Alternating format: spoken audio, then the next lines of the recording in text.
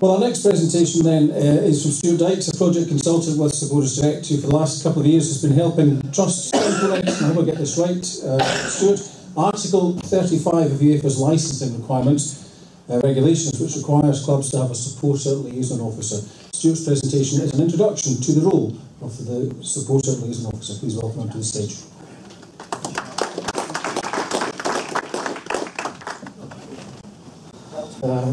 Thank you very much. I know we're under time pressure, but I did intend to try and go through the presentation a bit faster than I would normally do, because I appreciate that this being a new initiative raises a lot of questions, and indeed opposition or scepticism, and not least from trusts, at least in England. That some of my most difficult audiences have been with trusts and trust members in England. I don't know if that says more about the way clubs are run in England than it does about the SLO project, and it may not be the case in Scotland, but I'm keen, if we have time at the end, to open it up for questions. So I'll try and go through it as quick as I can. Where am I? Yep, just again. Just again? Okay. Right. As has just been said, Article 35. Everyone knows the financial fair play regulations. Article 35 is perhaps not as well known as all the others. It's about the supporter liaison officer. And there are only really there are two sentences in Article 35 and three main points. And the first one is that the licensed applicant, i.e. the club, Article 35 obviously being part of the UEFA licensing regulations, applies in the first instance only to those clubs who were playing in European competition, so Champions League and Europa League. But most national associations have spread the requirement at least to the top division clubs, and some, such as England, Turkey, and Italy, will go down as far as the fourth tier. At the moment, it will apply to the Scottish Premier League. First point, must have appointed a liaison officer to act as a key contact point for supporters. So that's all it says. It doesn't say clubs have to employ an SLO. It doesn't have to, it could be a volunteer. It just says they have to have a main point of contact for the supporters, and that the supporter liaison officer must attend meetings with the club management, again regularly, and it's open to interpretation, and to collaborate with the security officer on safety and security matters. And I think that's a key point, and I'll come back to later. Why introduce Article 35? It was voted on in 2010, but it's just come into force at the beginning of this season, so we're only 3 or 4 months into it.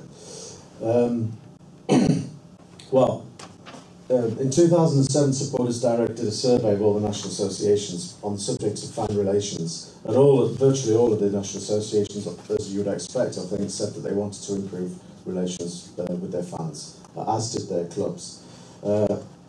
And there are a lot of ways that you can go about doing that. Obviously, supporters' charters, as James has just been talking about, is one way. But what we did at Supporters Direct was to lobby UEFA for the introduction of this supporter liaison officer project. It went right up to the licensing committee, and it was finally passed by UEFA Executive Committee. So I think it's important to understand this is a UEFA regulation. It's been passed. It comes from the very top of European football. And the principal aims, two things really: transparency, to increase transparency and improve the way clubs are run, and also to enhance the relationship between all the various stakeholders. I'll try and rush this part. The story behind Article 35, I think it's important to understand where SLOs come from. It's not something that we've just invented and said, let's do this. The SLO role has been a feature of German football for about 20 years now. The first SLO started cropping up. Well, the first one was 1989, unofficial at Borussia Mönchengladbach, but in 1992, it was basically a response to the problems in the 1980s in German football, and it was the same across Europe, of hooliganism, vandalism, lots of trouble, low attendances at games, coupled with other problems such as poor infrastructure, etc., etc. And so the people who were at the Football Association, the politicians, the police, all the stakeholders, everyone who has a say in how football is run, got down and discussed what they can do about this problem. And they introduced this national concept for security and safety and security in sport, in 1992, and that had two pillars that involved supporters. One was a fan project, so you may have come across, if you have any interaction with German football and German football fans. The fan projects are basically social workers working with risk fans, working with young people who are in a danger or a risk of drifting off into crime and hooliganism, etc., etc. But they're, as I say, they're social workers, they're professionals who work with these fans, not just at football matches, but during the week as well, and help them with job applications, finding flats, any kind of problems that they have. But the second pillar, and this is the one that we're interested in, is fan liaison, which basically was, as I've just said, getting someone, preferably a supporter representative, inside the club, working for the club, i.e. either employed by the club, which is they are now, most of them in Germany, or even as a volunteer or as a in a part-time role, but someone with a deep understanding of football supporters, what makes them tick, what kind of needs and wants they have, and working then from the club side to try and improve the relationships. So that's where it's come from. You'll see them in other countries. England has a kind of an SLO program, had one. Switzerland is quite advanced, and Austria, and in the Netherlands. But that's basically it. So most of the European countries, this is a completely new concept. And it's not the only way, the SLO is not the only way we can get the dialogue going between clubs and supporters. As James has just talked about, supporters charters and fans embassies, and there are many other ways of doing it. So it's not just, we're not just saying, you know, we will introduce the SLO and this is the only way of doing it. What we did at the start of the project was to come up with a standard definition of an SLO's role, so that we all know what we're talking about when we refer to an SLO.